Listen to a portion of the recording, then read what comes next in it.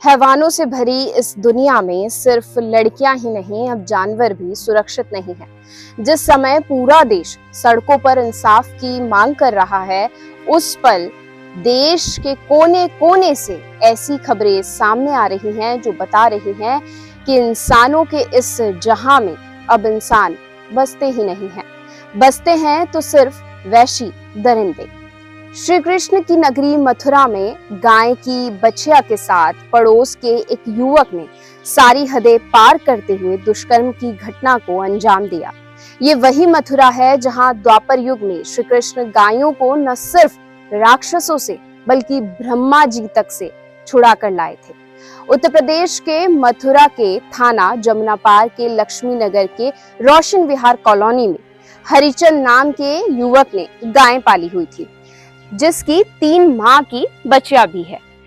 पड़ोस में रहने वाले बॉबी पंडित नाम के युवक ने रात के समय इस बच्चिया के साथ रेप किया, जिसके बाद बच्चिया पूरी रात दर्द से कर्राती रही। लेकिन इस बात का पता हरिचंद को तब लगा जब वो सुबह 4 बजे गाय और उसकी बच्चिया को चारा देने पहुंचे। उन्होंने देखा कि बच्चिया दर्द में है और उसके गुप्तांग लहूलुहान है, जिसके बाद उन्होंने खाटू श्याम गौ रक्षा दल को फोन कर बुलाया, जिन्होंने बच्चिया का उपचार किया। इसके बाद हरिचंद ने पड़ोसियों से जानकारी ली तो पता चला कि पड़ोस में रहने वाले बॉबी पंडित ने बच्चिया के साथ कुछ किया है और उसके कपड़ों पर भी खून लगा हुआ था।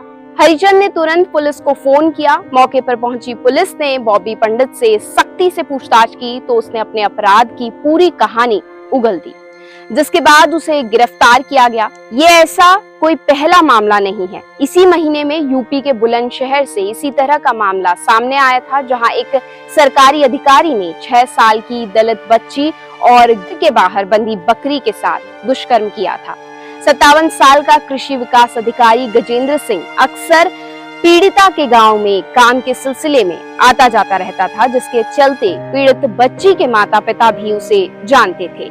जिस दिन गजेंद्र सिंह ने बच्ची और बकरी के साथ बलात्कार किया, उस दिन बच्ची के माता पिता खेत पर थे और बच्ची पड़ोस के बच्चे के साथ आंगन में खेल रही थी। बच्ची को अकेला पाकर गजेंद्र सिंह ने इस घटना को अंजाम दिया और फिर घर के बाहर बंधी बकरी के साथ यौन संबंध बनाए। इस घटना को बच्ची के साथ खेल रहे हमउम्र लड़के ने रिकॉर्ड किया, जिसके बाद बच्ची ने घटना की जानकारी माता पिता को दी और फिर मामला दर्ज कराया गया।